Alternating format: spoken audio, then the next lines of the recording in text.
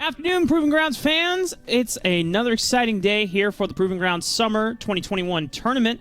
We've got some dope series to cover today. My name is Mark Woodruff, Alexander Arambide. Joining me on the cast is my kimono brother, Mr. Joshua Joshi Howard, who inspired me to get a little dope fashion going on, you know. There we go. We got to make sure we're representing everything that's going on across the world, and we got some great games right here domestically as well. Honestly, as I was looking at all of the stuff we were going to be doing today, I just got too excited. Felt like I just had to hype it up and get the outfits that we needed in order to bring you the best series we can. I actually wanted to ask you, have you been watching the LGL recently? I did. There was actually semifinals happened last night, and if you're interested, we got the finals going on tonight. DFM trying to go to Worlds for, I want to say like the 6th time, but not in a row because V3 ended up going last year. But we got a good series as Rascal Jester takes them on tonight. Yeah, I think DFM are coming through the lower bracket, if I'm not mistaken, correct? Yeah, well, they are indeed. Yeah, well, that is over in the East. Over here in the West, it is the Proving Grounds tournament, and for those that have been missing out on the Proving Grounds action, which, if you have been, shame on you. You got to go catch up on those VODs. We've had two very successful or very exciting days so far. In our bracket, we saw Team Liquid Academy at a very convincing and dominating series over Supernova. And Supernova will be going through the Sejuani pentakill from Armeo. I actually learned, I know Cubby and Kangas were having a blast on that broadcast. I don't think I've ever seen a Sejuani pentakill. I was informed that the first ever Sejuani pentakill was from AHQ Mountain back in 2015 in the LMS. I'm impressed that you were willing to go look up best out, or somebody was just like, you know, this has to have happened before. Because there's lots of unexpected pentakills that we see all the time, but I was of the same opinion as Cubby when he said, you know, have I ever seen a Sejuani pentakill before? No. Do I ever want to see one again? No, but I'm glad it happened. Yeah. I actually went back and watched, and I was like, okay, how did this happen? And that was when Cinder Hulk was super broken, and Sejuani had the old W where you just spin the flail around, and it would just do AoE max health damage. And so, also, that was when Glacial Prison was an AoE range stun. It wasn't just a single target, which is pretty nuts. But enough about Sejuani pentakill history, because we've got other history that will be in the making with our matches today. As you'll see in this other side of the upper bracket, you have series that we are covering in 100 Thieves Academy taking on TSM Academy. And then, of course, later today will be Wildcard Red taking on 100 Thieves Next. Tomorrow, Josh, on Sunday, Evil Geniuses Academy will take on Golden Guardians, and Cloud9 Academy will take on Resolve. We got a lot of good games right now. A lot of people were looking at some of the middle parts of the bracket being the most competitive, which is natural, right? You have Team Liquid Academy coming off of their playoffs win and going up against the 16th seed, first seed, last seed. But now that we're starting to get towards the middle, we're starting to see these really competitive series. And I feel like we got some interesting things going on right now because 100 Thieves have had a lot of roster changes for the course of Proving Grounds. With 100 Thieves Academy, we're not going to be getting Tenacity and Kenby. Instead, we're going to be getting their 100 Thieves Next top and jungle to rotate up with Gamsu and Chad jungle. Yeah, and for those that are curious, how come they're not running with Kenby and Tenacity? Because they're taking a trip with the 100 Thieves LCS squad over to Europe for Worlds later this month. I don't know if they will start traveling at the end of the month or in October. They'll probably want to get there sooner than later to start getting scrims and boot camps in with the other European teams as well as the rest of the world's international teams. But that means because Kenby and Tenacity is not performing with 100 Thieves Academy, like you said, Gamsu and Chad, they get the bump up.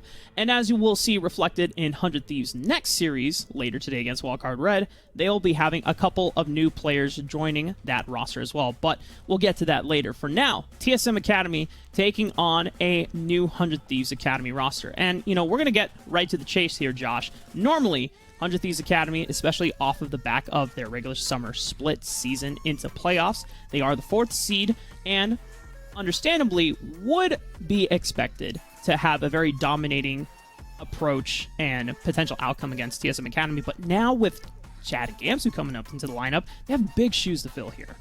They do, and they're going up against some tough competition, right? We've been able to see Hanser throughout the Proving Grounds qualifiers kind of show that he is still a very strong top laner in the Academy amateur space.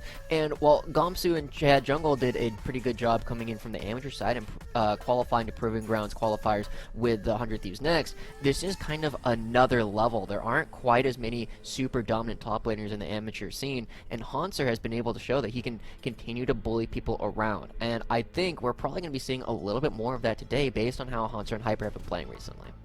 Yeah, Hyper has definitely been the main early game catalyst and bridge for this roster, and a lot of the success that TSM Academy had during the summer split was when Hyper was able to link up with Takeover, who will be starting in today's match and series against 100 Thieves Academy. When they're able to link up and start dominating the map 2v2s, they find a lot of advantages through the early game, because I know that's something you've talked about before, Josh. When it comes to the mid game, that is where TSM Academies tend to struggle a little bit, and if they're able to have a strong start in the early game, they can bypass a little bit of those difficulties. I definitely think that's going to be a pretty big stylistic mismatch from what we've seen historically, at least coming up from 100 Thieves in this TSM roster, is a lot of times we look at Luger as one that's very strong laning AD carry, but also this super solid rock for them to really play in the late game around, and it allows them to have really straightforward plans. You know, let's set up a team fight. We're going to allow Luger to sit in the back line and just free fire throughout everything, whereas TSM Academy have kind of struggled to come up with those same kind of plans, and we've been able to see a lot of teams that were coming back with a bit of a deficit early on in the game really turn things around just because they were able to come up with plans a little bit better. So TSM Academy are even more focused on trying to make sure that they could snowball through this early game in today's matchup than they would normally be. Yeah, for 100 Thieves Academy, as we kind of relay back over to the new kids on the block in Chad and Gamsu. Now, behind, in front and stage, we have not. This will be the first time that we see Chad and Gamsu playing on stage with this roster, but we actually got a chance to catch up with Chad before today's series, and they've been scrimming for quite a while. In fact, they have known that Kenvi and Tenacity were planning on going with the 100 Thieves LCS roster once they qualified for Worlds, and that for any 100 Thieves fans, I imagine that gives a little bit of confidence and a little bit of relief back, because that means that this 100 Thieves Academy roster isn't going to obviously be just a new roster thrown into the mix. They will have things prepared for today's series. But it also gives us a little bit of insight into how they might be looking to play, right? Typically, when we look at Tenacity and Kenvi, they're very dominant towards the top side of the map. They play towards Tenacity really heavily, and normally going up against Hanser Hyper, that is a powerful 2v2 on both sides that we can expect to see a lot. However, Gamsu has not necessarily been playing that really strong side. We've been seeing him play a lot of tanks. I made the joke to you earlier, Mark, that he kind of has the same champion pool as I do. It's mostly tanks and a little bit of Gnar. And if he continues to do that, that is an opportunity for Hanser Hyper to try and punish that a little bit more heavily in order to try and build up these early game advantages in order to win the arms race, as Kelsey Moser has often put it, right? The top lane is trying to take off for TSM. The bottom lane for 100 Thieves is really where we're expecting to try and find some advantages. And trying to ensure that their power spikes come into the mid game faster than maybe TSM Academy will try and explode the game through the top side of the map is basically kind of a framework of what we're going to be looking for in this first game. Now, depending on how the first game goes, TSM Academy still have Sword to potentially swap to if things don't go their way, or even if after a game 1 victory they decide, you know what, we actually need a little bit more of a supportive utility playstyle from Sword, as while Takeover has been shown to have more pop-off games through the laning phase, Sword has a deeper champion pool and can be more supportive during the mid-game, which is where TSM Academy have historically struggled through. Now, we're going to have to see how things all play out off of the back of Game 1. I think one other thing that I want to look for is how well Chad can sync up with Ryoma, because the 2v2 between Hyper and Takeover has been so incredibly pinnacle to what TSM Academy's strength is. If Chad, despite working with a new roster, can be on the same page with Mr. Tommy Lay, then things might just go exactly 100 Thieves Academy way, and it could be that dominant 2-0 series that many fans would normally expect if Kenvi and Tenacity were on this roster. I think that it's going to be a tough challenge for them, though, right? You have the LeBlanc that we've often been seeing coming out from Takeover, oftentimes paired with like Hyper's Lee Sin or some other very aggressive bruiser jungler like the Xin Zhao. Makes it very difficult for somebody like Ryoma, who is kind of known as being not like a weak side player, but a much more steady player. We tend to see him play, a little bit more supportive styles quite often, and it is going to set up for a spot where they might not have a whole lot of early priority to play with. And 100 Thieves, they've gone through a lot of evolutions over the course of having different players come in at different times, but this is the first time we're going to see them play as 5, and I'm curious to see how much is actually going to be changing up Ryoma's playstyle. As you said, with Chad Jungle coming in, they want to try and put the hurt down in the 2v2, but again, I feel like this is a spot where TSM Academy should have a bit of an advantage.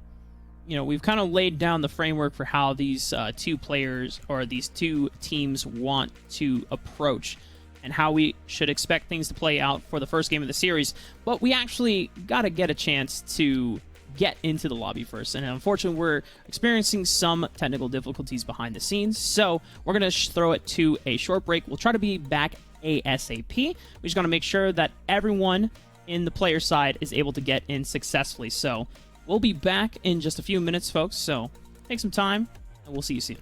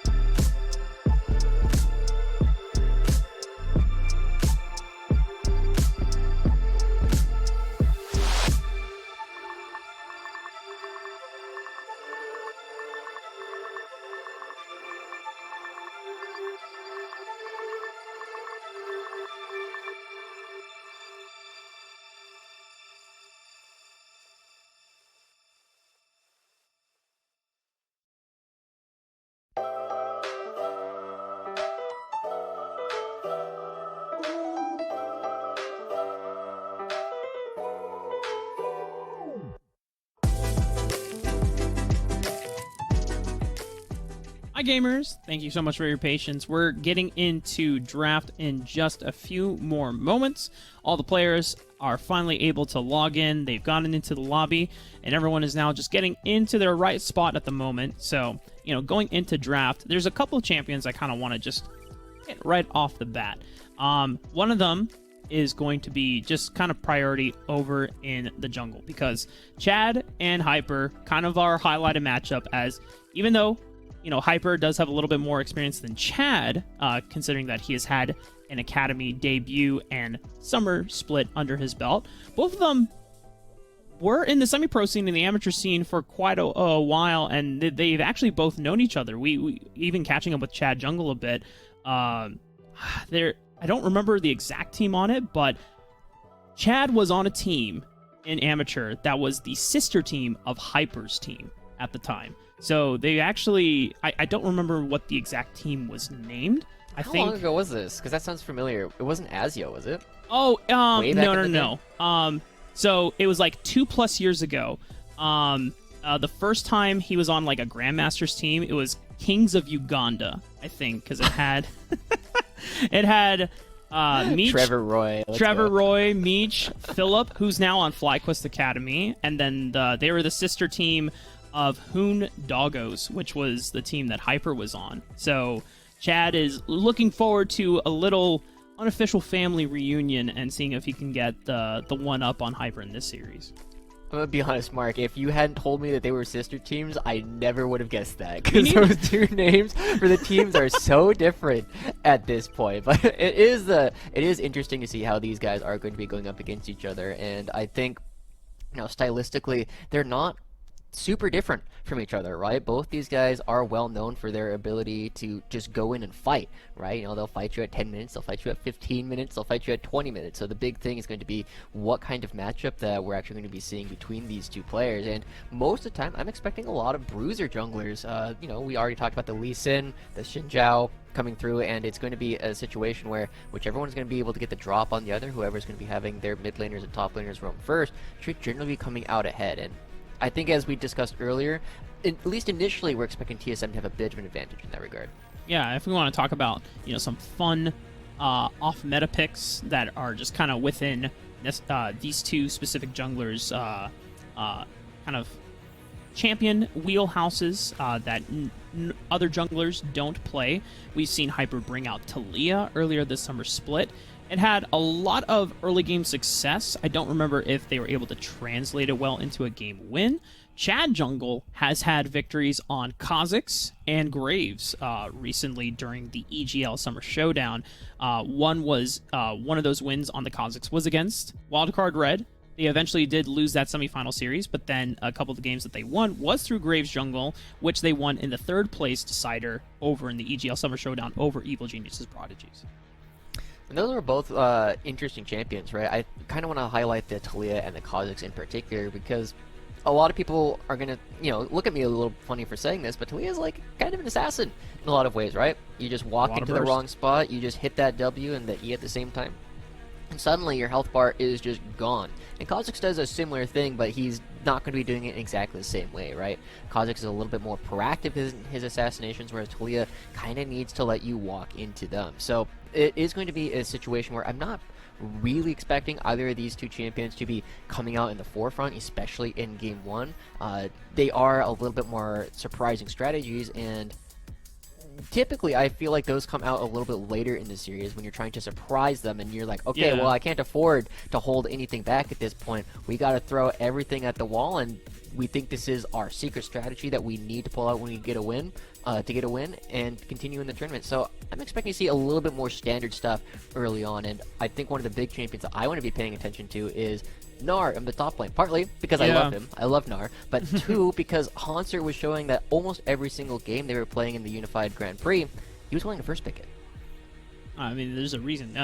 Hanser's Gnar, historically, if you think back at Worlds 2016 against Yoey Flash Wolves, big Gnar play over there, and Hanser kind of really showing why he was one of the best top laners at that time from the West. And then in here, as you mentioned before, Gamsu, apart from the tank champion pool, his best non-tank champion is that Gnar. We've seen things like Gwen, not necessarily amount to the same amount of success. So that could potentially be a contested pick, either something that TSM want to prioritize for themselves in that matchup, or it's something that they might try to ban away so that they limit the champion pool that Gamsu can have that would be more on the safer side that is not a tank.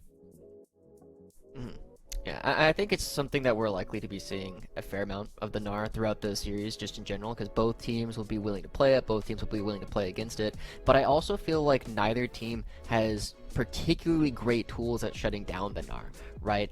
Historically, we've been looking at things like the Camille or Renekton as common counter picks to try and dive it, but as Renekton has kind of fallen away as a less popular counter pick to the Gnar, and Camille has been shown to have a weaker laning phase into it, we're kind of left over with a lot of the tanks that people have been playing. You know, we're looking at things like the Ornn, which still has a good laning matchup up against the Gnar, just because they've pulled out a lot of damage from Gnar's W hyper, as well as just continuously reduced his base stats in mini form, but it's not something where you're going to be snowballing off of the Gnar. Gnar is still going to typically be getting out of the laning phase just fine, and we know how strong both these players are at team fighting. And the other thing that we want to look at when it comes to the other side of the match, or the map, I should say, is bottom lane priority pool for both of these marksmen in Luger and Cody Sun. Cody Sun has had remarkable pop-offs on champions like Xayah. That is something, especially when TSM want to play towards the top side of the map, Xayah is kind of the best champion that Cody Sun likes to gravitate towards in terms of picking a champion that likes to self-peel for themselves. Ezreal's another champion, but doesn't offer the same amount of laning pressure in lane depending on what your support is matched up with, as Xayah has a better control of the wave state thanks to those feathers, whereas Mystic Shot, you have to deal with 1 minion at a time. Over on the flip side, Luger, I mean, we've seen so many carry performances out of multiple champions. We've seen him on the Varus. We have seen him on, I'm trying to think of a Kai'Sa as well. Yeah, killer instinct into the backline, man. So disgusting. Do you remember, I think he was actually playing up against, I want to say it was Evil Geniuses, where Kai'Sa, or Luger's just playing Kai'Sa, and he just like flashes a wall and just like auto W and just like kills somebody from like 50% HP. It's like, yeah, I can do that, right? Like he's just the kind of guy who you typically think of as a bit of a safer player, but he also, when you give him the right champions to like pop off with, he can absolutely do it. Now, the one thing that I think might be a little bit missing from today's series is actually going to be the Ziggs, right? It's not something that we see a lot of Cody Sun playing. It's not something that Luger has necessarily shown great proficiency on, and it is going to mean that while I love the Yordle and his ability to create a lot of exciting skirmishes on the rest of the map, because you know you have to end the game before Ziggs becomes stupidly strong, it does mean that we're going to be getting much more traditional style marksmen between both of these teams, I think. Gotcha. Just to give you an update, we're still waiting on the draft to start, as just waiting for the spec delay to come kick in. Technically, they are in draft, but for us to maintain competitive integrity, we can't see it yet, but we will see it soon in just a couple more minutes. Now, I think the other thing that we got to talk about is the mid lane pool, because Ryoma has had really quite an explosive growth this year so far. I know during his stint in the LCS last summer, we saw mixed results, but Ryoma this year has shown us amazing play on fighters. He's shown us amazing play on supportive utility mids, especially when 100 Thieves started debuting the Lu and the Karma, pairing up with things like the Xin Zhao, or even the Kindred as well. But even on controlled mages as well. I mean, Ryoma has really fleshed out and diversified his playstyle. On the flip side, Takeover, while having explosive laning phases, his champion pool is nowhere has the same amount of depth. Right. I mean, I typically think of Takeover as playing LeBlanc over and over and over again. Yeah. Right. He does it quite well, but it is something where it feels kind of like a known quantity, right? And it's something that a lot of players, there's a big discussion on. It's like, do you need to play a whole bunch of champions, or is it okay to just play a small pool? And typically the answer is you need to be able to play at least 5 champions. Well, right? Because you're going to get 3 bans. And then if you're on red side, they can pick another champion away from you, so you need to have that 5th champion that you're willing to just blind and play in any situation. I feel like Takeover, he's definitely got the LeBlanc that is almost head and shoulders above everything else we've seen him play historically, but we've also seen him play a bunch of other champions. I feel like, with the rise of LeBlanc, we've also seen the rise of Ryze, use that over and over again, and it's definitely something that Takeover can take over the game as well. There's a lot of puns going on unintentionally. We're not trying to take away Freak's title as pun master. We promise. Maybe you. unintentionally for you. Oh. Are you trying to go after Freak's job right now as pun master? I'm just saying, you gotta keep an eye out, Freak. I can shave my head, and then what else do you have at that point? Oh man, another person to join the Doug trio. Well, Azael, I know Kobe had that bald cap on during the finals game as they were trying to all sync up. But going over TakeOver's champion pool, I mean, you already mentioned a ton of games on the LeBlanc. I already mentioned the Rise as well. For me, the biggest thing that comes out when I think of TakeOver is his Lee Sin performance that came out during the summer, especially when Lee Sin mid and I mean, Lee Sin being a prominent three-way flex was probably one of the most disgusting champions to have in your composition during the earlier parts of summer 2021. He's also brought out things like Set and Renekton as well. So a lot of fighters, but when it comes to the control mages, you know, there's not many games. In fact, there's none on things like Syndra or Orianna, which necessarily aren't champions that are amazingly strong right now, but they have come back into the meta. I know a lot of players have kind of gone back to Syndra priority ever since the end of EGL Summer Showdown, and ladies and gentlemen, the draft has begun. We are here. We have made it to the promised land, Josh. We're already back here, and so Twisted Fate taken away from Ryoma, another champion that he's had a lot of success on, and the Lee Sin, as you mentioned, going to be a very contested pick between the two teams at this point. And I feel like we're going to see some very standard things in terms of bans. I had a conversation with Draxer recently about, you know, what kind of bans you tend to go for, and against teams that you perceive as strong, they tend to be very meta bans just because it's hard to ban them out. They have a lot of things that they can play, and against teams that have smaller champion pools, you tend to see a lot of those champions targeted because they are less standard. You don't have as much experience playing against them, and you can expect that if they are really good at these champions, they're not necessarily going to be quite as proficient as some of the top meta champions. Right. I think the other thing too, for those that don't know, Draxer is the coach for Zeus Game that did play in their series against FlyQuest Academy yesterday.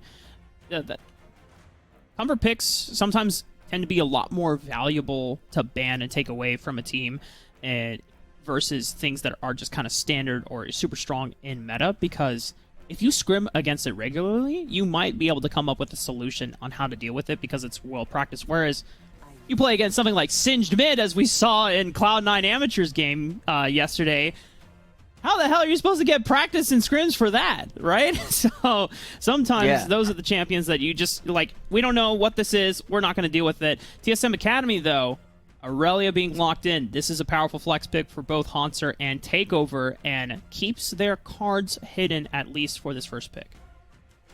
And I also, we talked about the Gnar a little bit earlier. Aurelia has an insane matchup into the Gnar. It's not something that you are particularly excited to play at the Gnar as. You just die in lane quite a bit. And so instead, we're going to be shifting our attention to the bottom side of the map for now, because it is very dangerous for 100 Thieves to pick a solo laner right now, just because there aren't that many things that have super dominant matchups against Aurelia. I guess the one exception that people might be excited about is maybe we'll see another Singed Mid, but probably not. That's a Captain Shroot special. Yeah, you know, there's many things that are a Captain Shrimp special so far in this Proving Grounds tournament. The Xerath, the Singe. If you Rumble. saw...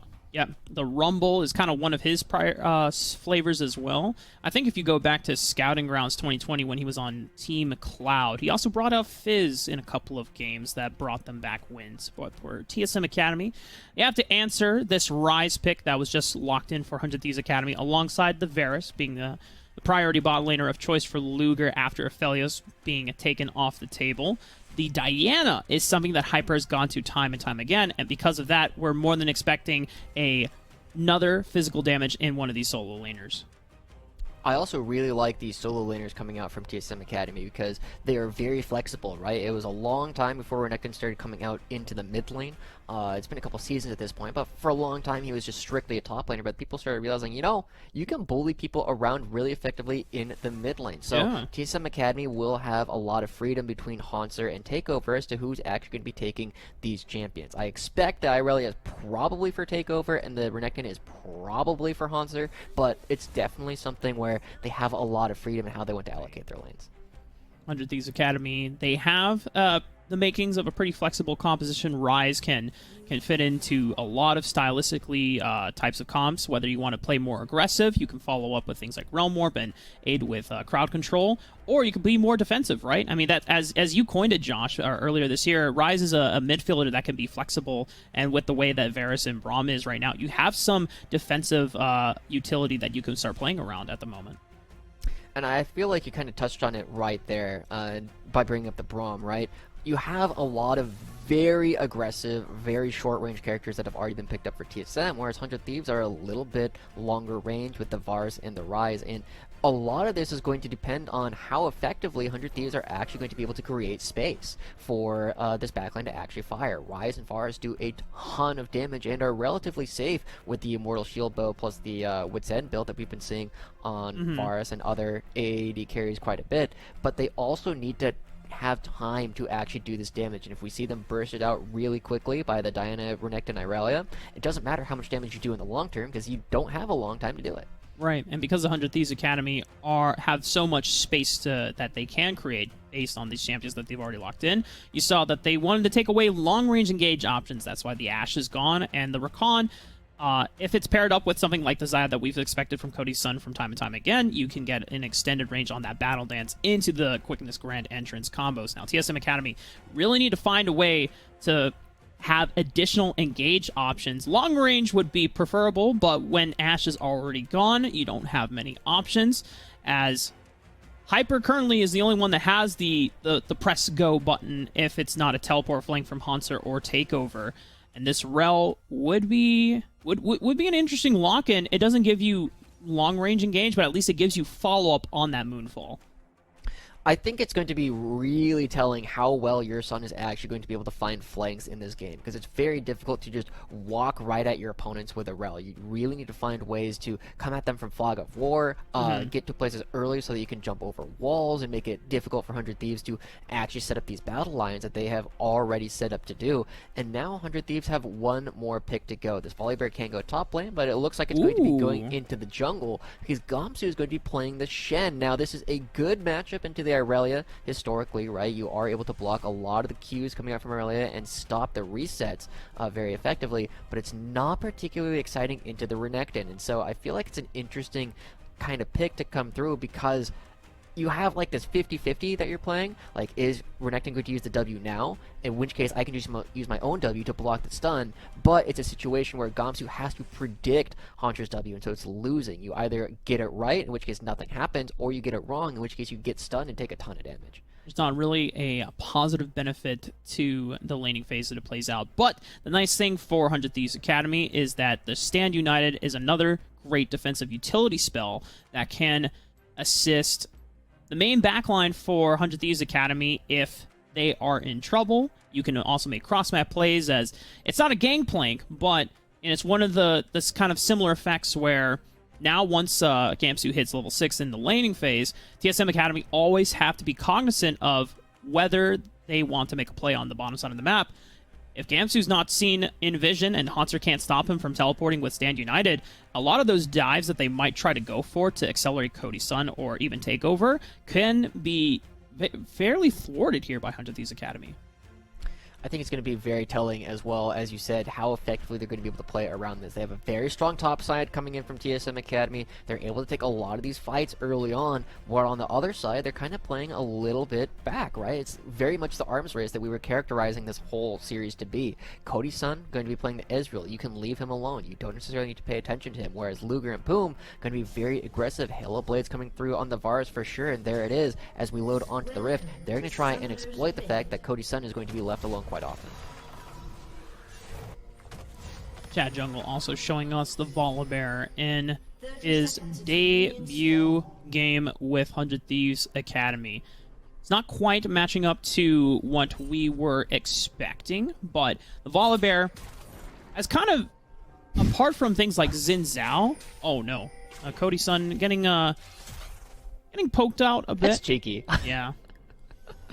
Just for reference, right, like this kind of play where you throw Braum into the Dragon Pit is actually something that, Mark and I are playing in a rec league together, and that's the kind of play that we make.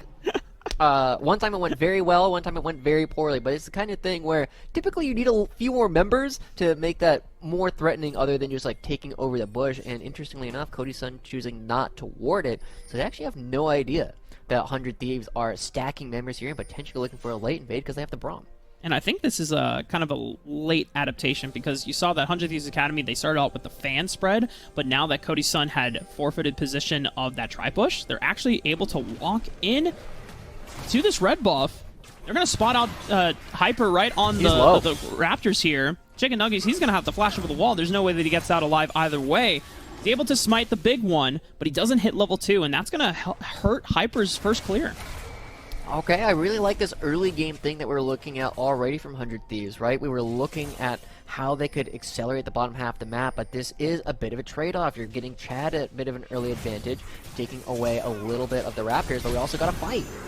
Cody's son already forced to burn the cleanse. Exhaust comes out. The flash has to be exchanged as well just because of the threat of Braum level 1. Whom and Luger, as you already called out, miss out what seems like half of a wave in terms of gold and experience, but the level 1 advantage is still enough that they can fight back for Prio. It's going to be a very interesting fight, right? Because they gave up a lot of experience, but they're still going. Oh my god, that's first blood for 100 Thieves Academy. We talked about the bottom lane advantage that Luger and Poom had, but we didn't expect it to explode this early on, Josh. I was not expecting that at all. They gave up the first 3 minions, but they were just willing to go for the fight, and that's the confidence that we like to see coming out from 100 Thieves. Now they're going to have an opportunity to push this in, crash it very effectively, and as we get the cinematic replay come through, I mean, notice the fact that nobody is actually level 2, right? Everybody just wants to go for this fight, and landing the abilities just means you can get so many autos. And what? Your son didn't land that W. He didn't get any damage down or any crowd control. That's brutal. They didn't have anything that they could do to respond to that afterwards. Now, Luger and Poom are building up a huge wave. Chad Jungle, look at this. He's already finished a camp. He's not quite level 3 yet, so he's going to go for the crab. So they can't necessarily sync up this huge wave with a crash into a potential dive. Had they gone that, this is still a level 1 Cody Sun and your son on the crash. Imagine a level 3 Volibear coming in. Oh, wait. They're going to go for it anyway. A teleport is coming in from Ryoma. Chad is also making his way out that he hit level 3 off of the crab, but it forces a teleport after takeover. And this is where TSM Academy, they haven't even had a chance to set up their own early game plan yet because they have to react to the one that 100 Thieves Academy are making on the bottom side of the map.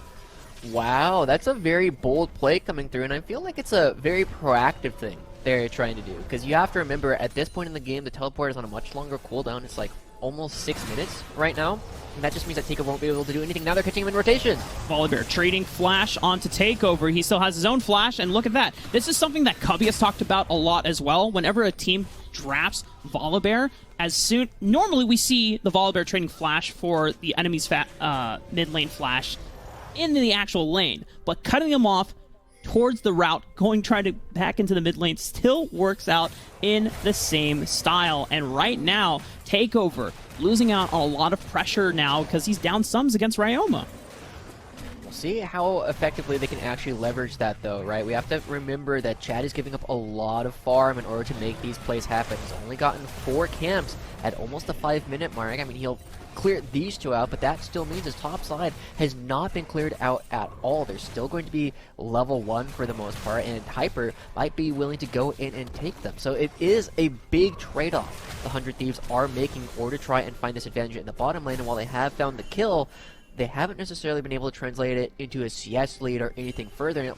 Chad is just staying down here. He does not care about his top camps whatsoever. He's going to come pick up this dragon, which is not something we've been seeing from a lot of these academy teams recently because they've been prioritizing the Rift Herald instead. And I think this is the kind of play that you have to make when you pick something like the Volibear, especially into the matchup that is Diana. Because Diana hits level 6. It's not that Volibear doesn't get that much power at level 6. You get the dive turrets, and that's pretty freaking cool, but Diana really comes to her own once the Moonfall is activated because it's her only form of crowd control. It's her only form of way of engage. And when you've already pushed Diana this far behind, thanks to that level 1 invade that spiraled off of a catch on the Cody Sun in the Tri-Bush, you, as 100 Thieves Academy, just want to accelerate the game as fast as possible. And I love this adaptation the 100 Thieves Academy are making because frankly, we just didn't expect it with Chad and Gamsu coming in. We didn't know if this was going to be the type of 100 Thieves Academy we were going to get. you know, if this was Kemi and Tenacity, I would have been saying, like, you know, yeah, maybe I could believe it, but, you know, Chad and Gamsu just really adapting well to what Game 1 is throwing us right now. True. Watch where Hyper is at the moment. He was sniffing around the red buff for Chad, and looks like Chad is going to be giving that up as the Krugs are going to be going over to Hyper in the top lane. I also want to take a brief moment to praise Gamsu. Despite the fact that nobody has gone up there and it's just been an extended 1v1, he's doing pretty respectively, right? This is a situation where Hanser can be bullying this, but Gamsu... well, that was a heal coming out from Luger. Gamsu is not as far behind as he probably should be considering the matchup. Maybe the heal was just for just for fun, man. Yeah. Like, bam. Look, movement speed. I don't need this. Boom. You don't want to take any of the damage from those minions, right? You got to make sure you heal it immediately. Who needs these potions or biscuits anyway? Well, okay.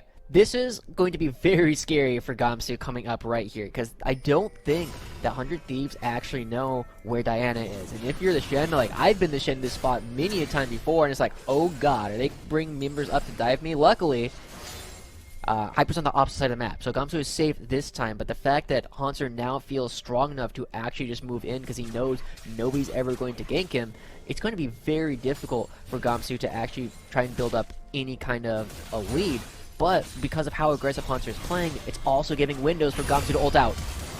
Gamsu can always ult to the bottom side of the map, as you said before. Stand United, we thought that it was going to be a defensive play, but it's more of a proactive, aggressive play. Ryoma flashing forward to make sure that he picks up the kill onto Yurson now. Hanser trying to respond, but he's taking a lot of damage on the entry point. Can he get enough AoE damage? Oh, he's alive. He flashes out. He's able to get out alive, and Ryoma and Gamsu are going to be traded over to TSM Academy as Hyper finally comes in, has access to the Moonfall, already used it, and picks up 4 for the TSM Academy squad. Oh, the idea was good from 100 Thieves, but the execution was just not there. They were trying to find a really big advantage, but it takes them too long. And look at this. Look at how much Cody's son is going to be getting back.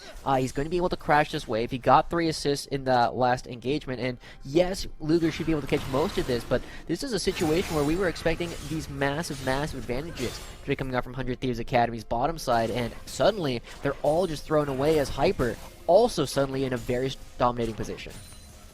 This is a huge sign of relief for TSM Academy after what was a very brutal first 5-6 minutes of the game. It seemed like 100 Thieves Academy were slowly building up this big lead, and they wanted to capitalize it in this bottom lane fight. But then, Josh, I think it's just the execution that goes awry for the squad.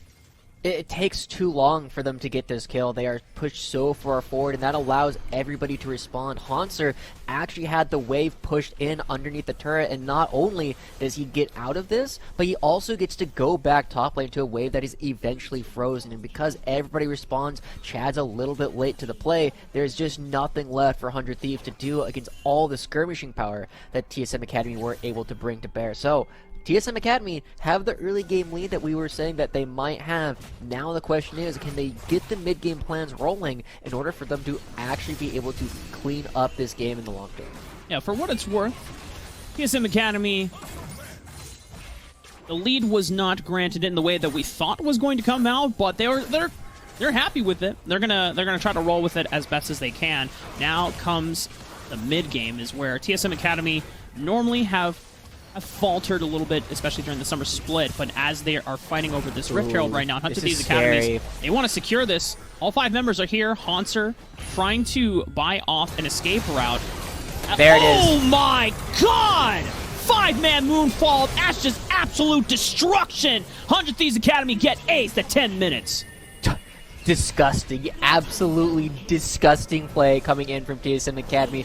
They're not necessarily going for these early game plays of their own. They're just punishing 100 Thieves overextending. We gotta praise TSM for setting up their waves for this play as well. Hanser was crashing when Gamsu already came down. They have an opportunity to teleport a relic to the bottom side, so they're not giving up anything for this play, whereas Cody's son still gonna have an opportunity to get a little bit of damage on this turret as the minions crash, and also be in a spot where he can stay on the map for this upcoming drag. And I feel like 100 Thieves, you know, I like the ideas of what they're going for, but they're skipping steps in order to make these plays work.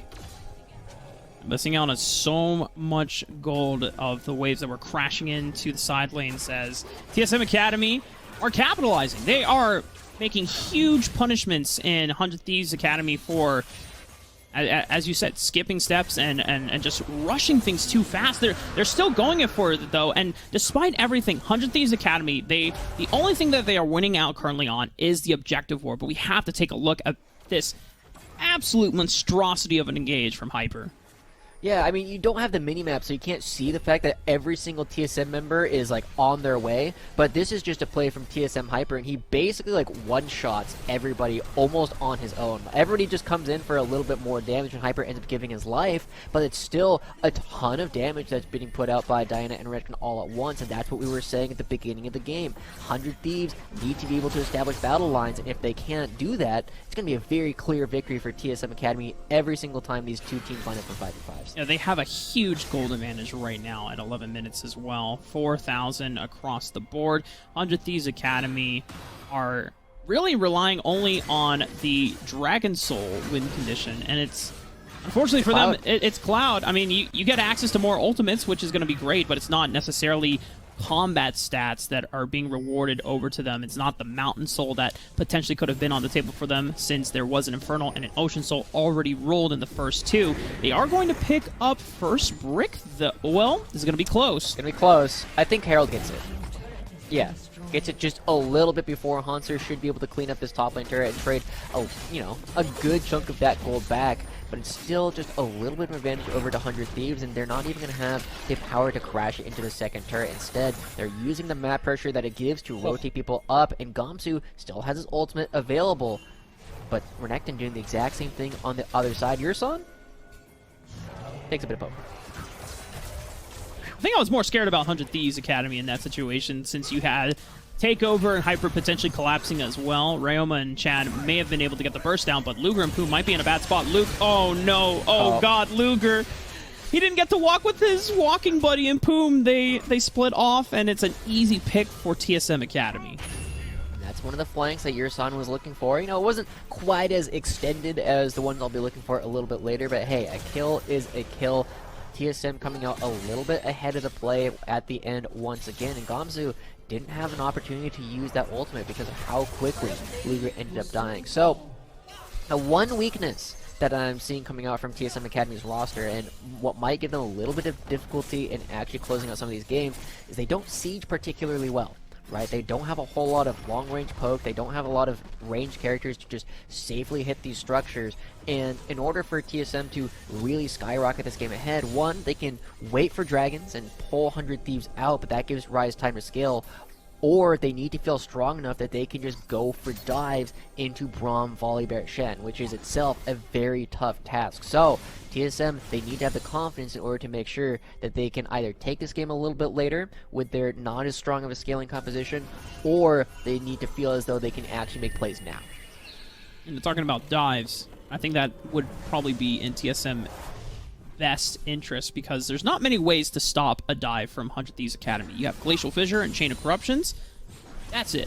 You're hoping that the Stand United can negate a lot of the burst damage that comes out for TSM Academy, and so for them, they're really going to be looking towards a lot of survivability items as their second completion for Hyper and Hanser. Steric's Gauge probably comes online in just a few more minutes. Hyper looking for Zonya's Hourglass. Stace is going to be huge for trying and juggling turret aggro when they go for those plays, because, like you said, they're not going to get these towers just through plain old Jane sieging. I mean, Cody-san on Ezreal has some decent range, but he has to walk up in distance of a Ryoma rune prison, and that is not fun at all. And if he gets tagged by like a Winter's Bite or a Luger's ultimate, like all these things can just kill him because he's going to be relatively squishy. And there's not a lot of direct peel coming out for TSM Academy. It's mostly just like, hey, if you try and go on him, we're going to kill you, right? So it's if the 100 Thieves are able to be aggressive and actually find some of those lockdowns, it will go well for them. The other thing that we haven't really touched on that TSM has in spades is the ability to play the side lanes, right? Because Takeover is so far ahead already, because Hanser is also so far ahead, they can win the split pretty convincingly every single time, pull the map apart, and just get so much pressure in the enemy jungle that it will mean that Chad won't have a lot of things to farm. 100 Thieves are trying to prep for this next dragon on the table. Already their bottom lane is dedicated to eviscerating this mid wave, trying to get in the push so they can walk back into the river.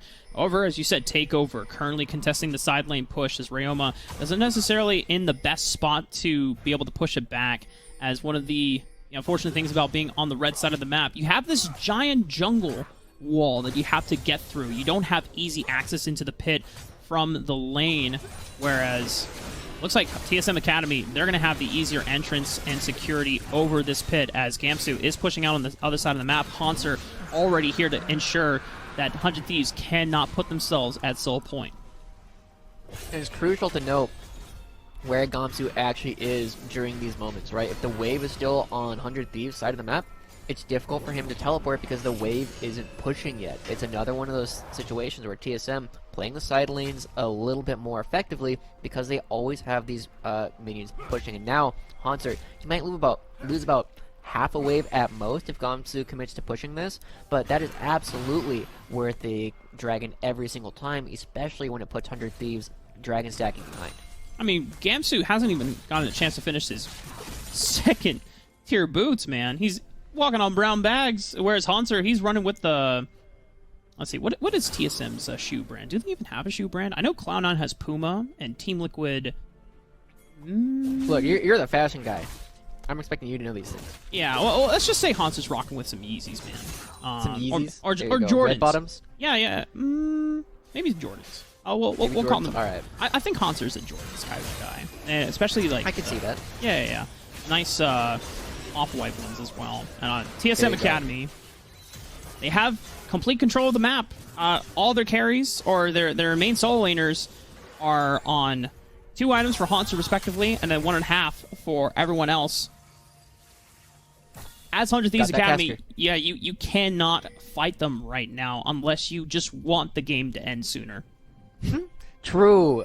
If you want to go to the next one, it is a good time to start fighting them. But 100 Thieves, they're now moving people down into the bottom side of the river, right? The one place where they have opened up the map a little by taking a turret. And Takeover, I don't think he realizes how many people are here, so he needs to be very careful if he wants to try and jump on Ryoma, because they don't have a lot of vision to give them the idea of how many people are actually there in support. But hey, if you want to just create plays and say, hey, you guys aren't here. Oh no, Luger's ultimate goes wide. Yeah, Chain of Corruptions means there's no getaway tool. Hanser can just flash run on top, forcing Luger away. I mean, there's a counter engage from 100 Thieves Academy, but the main damage is being isolated by Hanser. He's going to go down for his efforts, but this is still a surefire win for TSM Academy. It's a winning fight, and it's a triple for Hyper.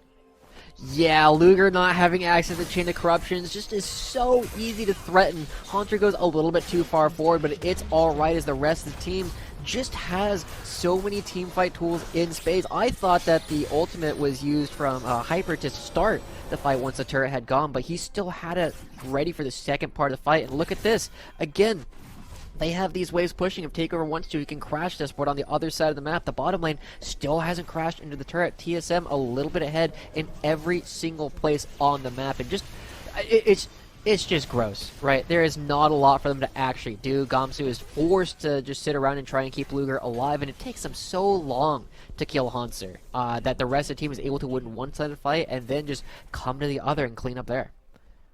After everything that 100 Thieves Academy tried to put into Hanser when they eventually take him down, I imagine him just looking back saying, all that for a drop of blood, you know? TSM Academy, they're down with losing their croc as long as they're able to get not only a turret crash into a second turret crash, opening up the map even further, but also taking down 3. Hanser finds himself isolated by Chad and Gamsu, and he's going to get collapsed upon by the rest of 100 Thieves Academy. God, that healing. Can TSM Academy collapse in time? But Hanser doesn't even flinch, and now the re-engage from Hyper, and the rest of TSM Academy are going to wipe out the members of 100 Thieves. Hyper goes down for his efforts, and 100 Thieves are actually starting to kite this one out, but Takeover is here, and the Vanguard's edge, it will land. It's going to give him one Blade Surge onto Ryoma, and look at the follow-up from 100 Thieves Academy, or TSM, I should say. They are just walking through the turret. They don't even care, because Luger is the one that they want to take down, and 100 Thieves are going to get iced again, and it's a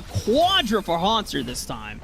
Yo, if TSM were not as far ahead as they are, that would have been a losing fight. 100 Thieves were actually able to do so many good things in that last engagement, but it just doesn't matter because of how far ahead TSM actually are at this point. And as we go through the replay, we'll have an opportunity to look at them, but it should reward TSM Academy with another Dragon. They take down the bottom lane turret, and every single time one of these engagements is happening, TSM Academy are getting a little bit more. Their waves are constantly pushed. They're always willing to take these fights because they know that they have the tempo to play with immediately after, and it doesn't look like 100 Thieves are going to be trying to contest this Cloud Dragon. After all, why should they? It's not going to be sold for TSM. You got a long time, at least 10 minutes before you're playing for that. But as we look through this fight, I really just want to highlight how well 100 Thieves actually are able to play certain portions of this fight, right? They chunk out Hanser really effectively, and they're starting to create a little bit of space. Ryoma is behind his front line. They're doing all the right things, and when Hyper goes in, he dies instantly. He doesn't actually get the damage of his ultimate off. So suddenly, this fight is looking okay. Luger is completely untouched, and because they're moving as a unit, 100 Thieves are in a spot where they can almost fire back, but they just don't have enough money to take down Yurson. And eventually, Haunter's able to re-engage. They find all the kills, and Haunter is just so strong at this point that they are able to just run multiple members down at the very end because everything else that TSM has done right beforehand allows them to make a few small errors. So you're telling me that 100 Thieves lost just because they were too poor? Yeah, That's like real life. Damn, Josh, that hits a little too close to home. Why?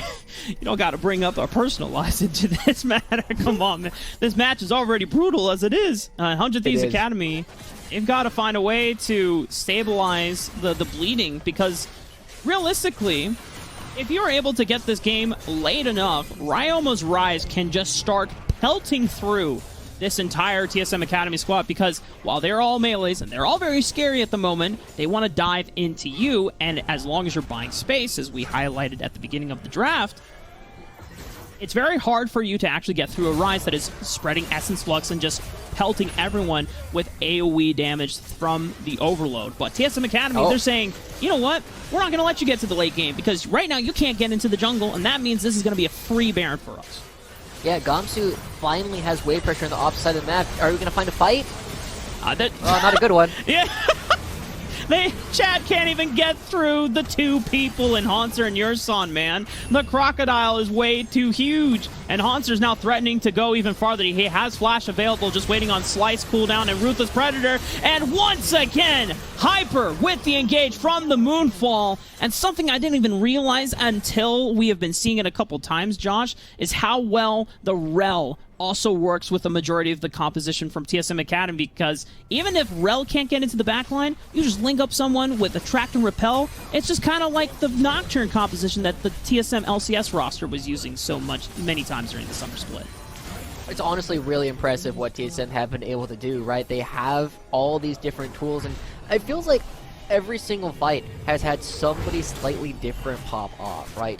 We've seen Hyper have his insane moments. We saw Hanser get his quadra kill. We saw Cody Sun picking up a lot of these kills and really doing a lot in the bottom river fight, but also just constantly being willing to hit people. And I guess the big thing that I'm looking for now is, how is Yurson going to pop off this game, or is he just going to allow everybody else to have their moment and say, I got this one in game 2. Don't worry, I'll be the solo MVP next time. It's not usual for us to see Yurson normally taking kind of a follow-up role rather than not being the primary initiator. I mean, this time, it's him and Hans are doing all the dirty work in the jungle and ensuring that Chad can't even get in for a steal. But what follows up is just really a reflection of what we've just been seeing for the past 10 minutes. Yep, Hyper Diana good. He finds people, he jumps in, flashes forward, gets the Moonfall, and unfortunately there's not a lot left for 100 Thieves Academy to try and do. They're losing turrets in the opposite side of the map in the picture-in-picture, and they haven't found the kill just quite yet, but they should feel confident enough to go for a realistic dive and also make sure that they have the waves pushed, because we see Takeover still moving around in the mid lane, trying to get more pressure there. And the funny thing is, Josh, is looking at... I actually pulled up Hyper's stats from the regular season for the summer. Diana is his most played champion, but the win rate on it was actually pretty abysmal. It was 30%. Now, Hyper showing us, though, that just because he has the stats for saying 30% win rate doesn't mean that they can still make the plays here, because TSM Academy have been on the forefront ever since that 8-minute dive from 100 Thieves Academy, turning everything around. And TSM Academy are just displaying how strong they can be. 14,000 gold ahead. 100 Thieves Academy dropping Gamsu in exchange for Hyper. 100 Thieves Academy are trying to do their best right now to stall out this game, and surprisingly enough, despite being down 15,000, they are doing a pretty damn decent job of holding out. Yeah, we'll get to take a look at exactly how that happened, because the fight was, again, not the cleanest thing coming out from TSM, but 100 Thieves are looking to make plays now. Oh, they might go for the re-engage, but Blooper gets popped! The True Shot Barrage does so much damage, Ryoma doesn't even get a chance to do anything in that fight. You know what, Josh? I appreciate the attempt. They tried to go for the pick while Hyper was down and off the map, but this is going to signal the end of Game 1 in our series. As Gamsu, you're a tank man. I don't know if you've got enough damage to be able to fight back against TSM Academy. You can try. It's not going particularly well. He has to leave, and now with the Nexus completely exposed, where is Poom? Poom's like holding a wave down in the bottom lane right now, because he knows it doesn't really matter. He doesn't have a whole lot of agency, and even though Renekton gets put into the Guardian Angel, this is just TSM like farming up, you know, making their stats look a little bit better before things all end. And you know, it's taken them a while, but what's done is done. The Nexus is gone. They are going to be taking Game 1 in a very dominant fashion over 100 Thieves that we had mixed expectations for, but now TSM showing as the 13th seed, they can really start to make waves in the rest of the tournament.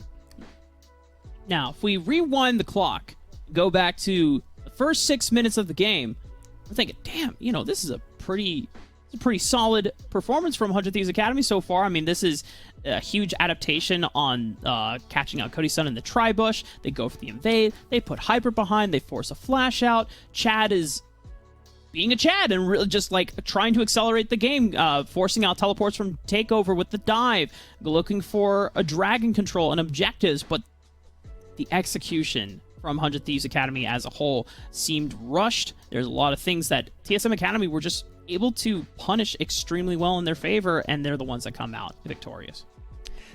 Really impressive stuff coming out from TSM Academy. I think that we're going to see a lot more of the same coming out in the next game, and we do know that 100 Thieves Academy choose red side, so we are going to be staying on the same sides for Game 2, and it will be a pretty big opportunity for 100 Thieves to say, hey, you know, the ideas were good, we just skipped out a couple of steps, we think we can execute it better this time, and I would not be surprised if we saw something similar to a Salty Runback.